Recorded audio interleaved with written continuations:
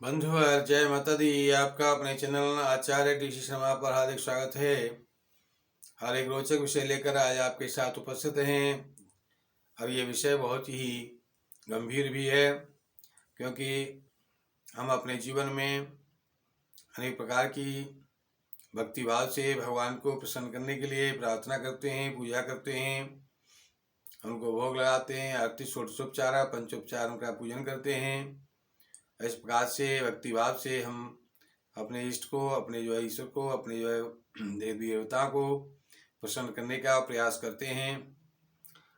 और आज हम आपको बताएंगे कि एक छोटे से उपाय से आप जो है बड़ी से बड़ी परेशानियों को दूर कर सकते हैं और जीवन को सुखमय बना सकते हैं।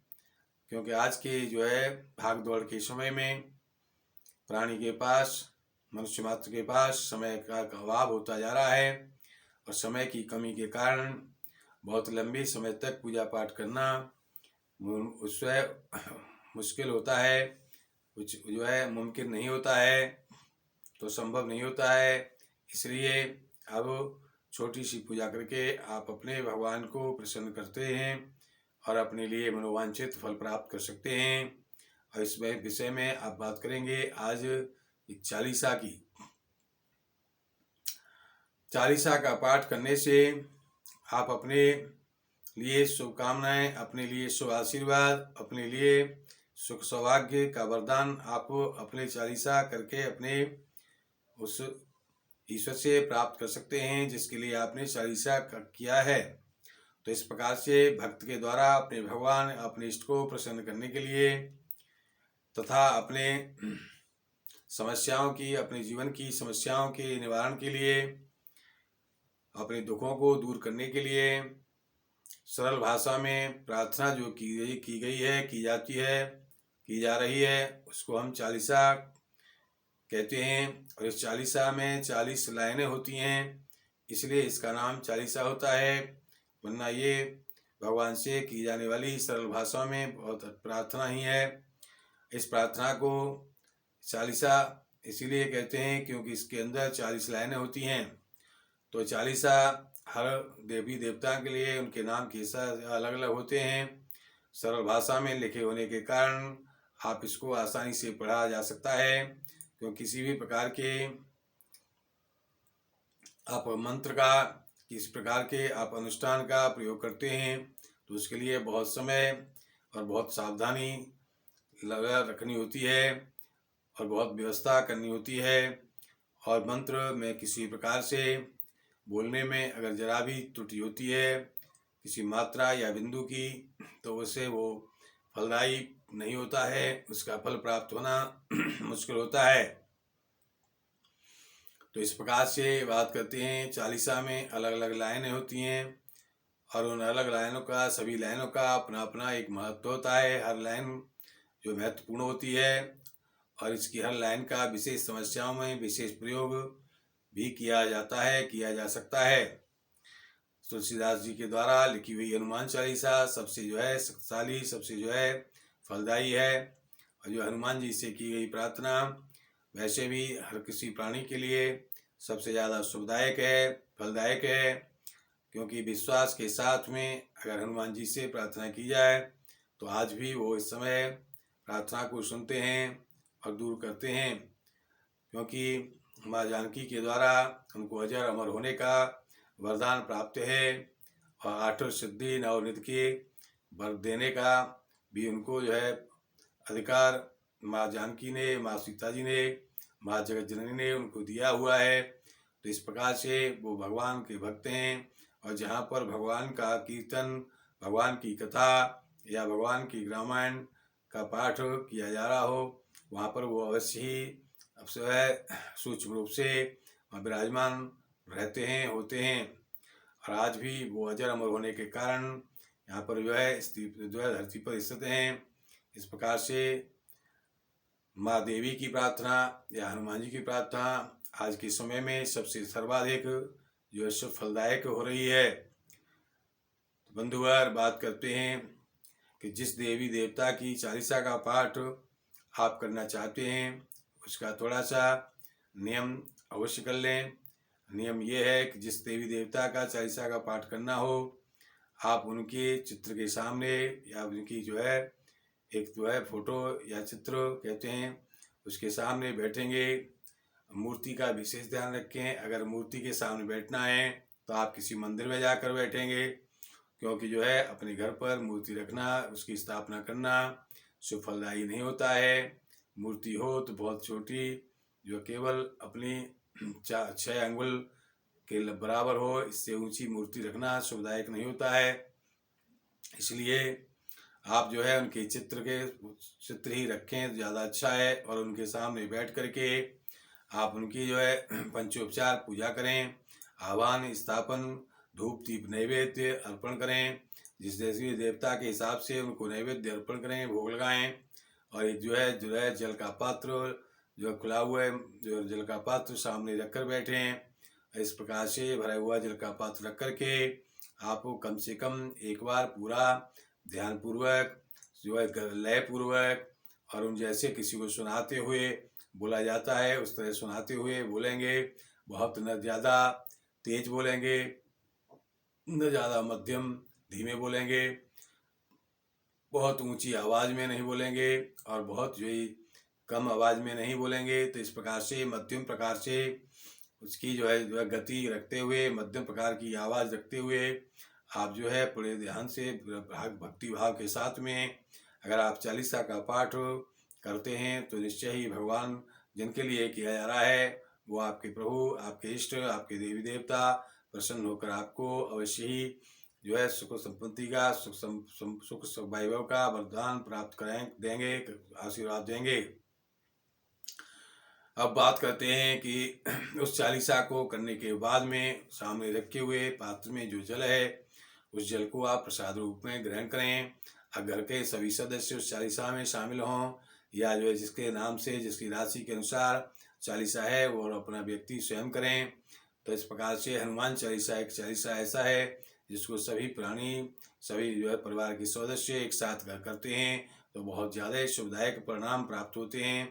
तो इस प्रकार से इस चालीसा को करने के बाद उस जल को प्रसाद रूप में ग्रहण करें तो आपके लिए शुभदायक स्थिति प्राप्त होगी, शुभ आशीर्वाद प्राप्त होगा।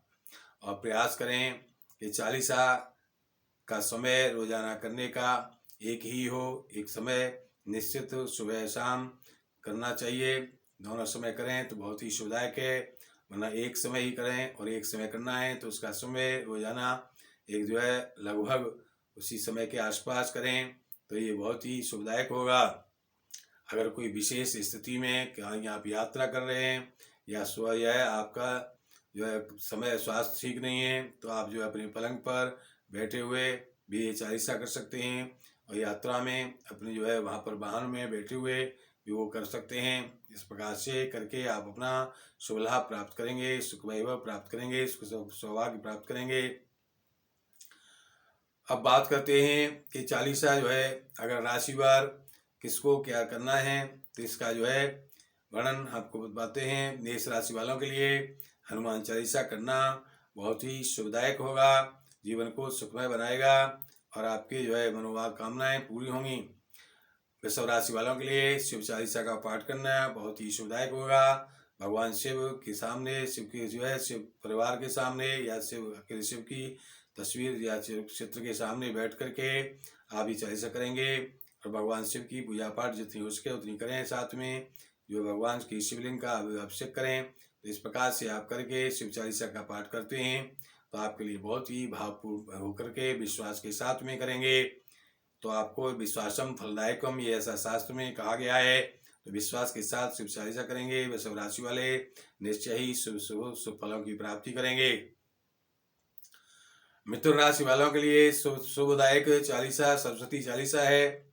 माँ सरस्वती की चित्र के सामने बैठ करके उनको जो है पंचोपचार पूजन करेंगे, उनको जो धूप दीप नैवेद्य अर्पण करके सफ़ेद मिठाई का भोग लगाए के और इस प्रकार से आप उनको जो है चालीसा सुनाएंगे और मध्यम गति से जैसे बताया हमने इसी प्रकार से भक्ति भाव से विश्वासपूर्वक अगर आप चालीसा सरस्वती माँ का करते हैं तो आपकी बुद्धि सही काम करेगी। आपको जो है बुद्धि से लिए गए निर्णय आपके लिए सुखदायक होंगे और जीवन में सुख सौभाग्य आपको अच्छे से प्राप्त होगा। बात करते हैं कर्क राशि वालों के लिए आपको जो है अपनी राशि के अनुसार कर्क राशि में वालों के लिए शिव चालीसा का पाठ करना है, ज़्यादा शुभदायक है।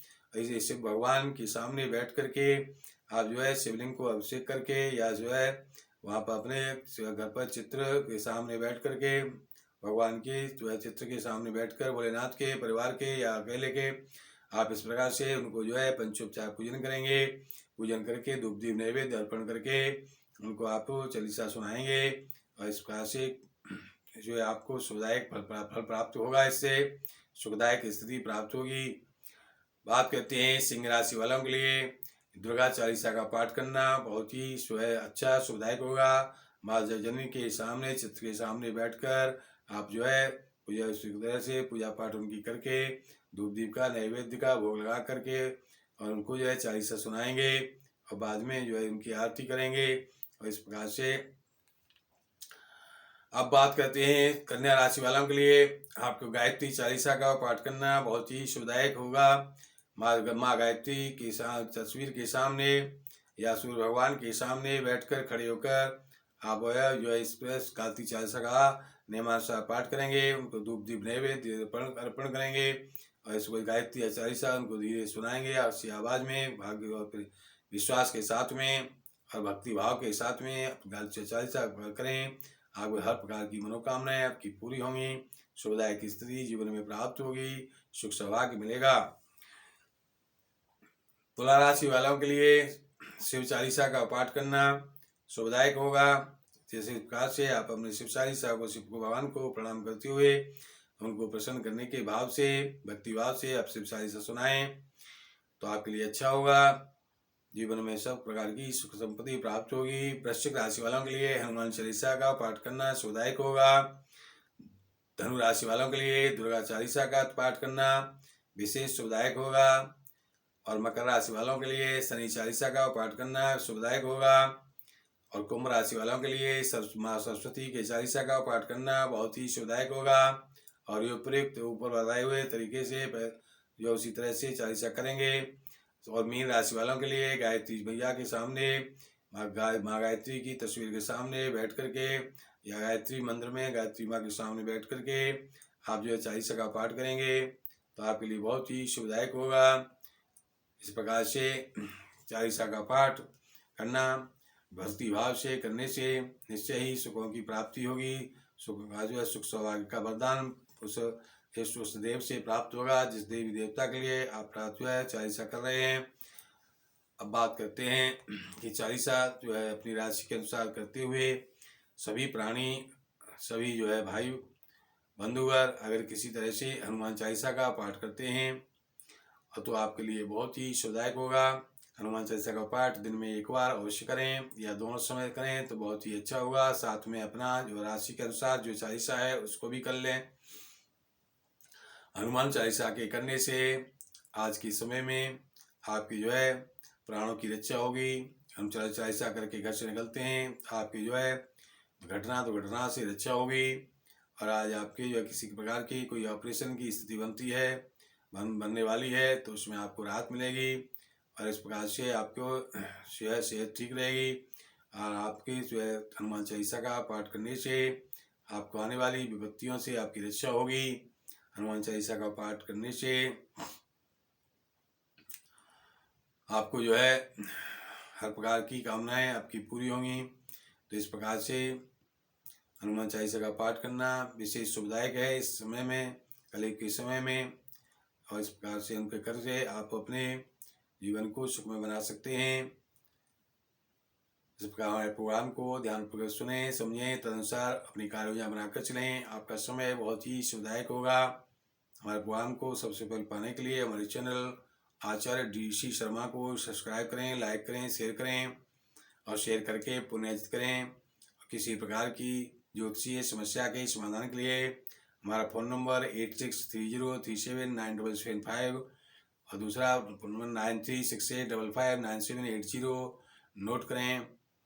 और सबके लिए मनोकामना मंगल कामना करते हुए सबके लिए शुभकामनाएं देते हुए और आज जिनकी जो है जन्मदिन है, आज जिनकी वर्षगांठ है शादी की या कोई आपका कोई अच्छा दिन है लकी दिन है तो उसके लिए आपको बहुत बहुत शुभकामनाएं बधाइयाँ।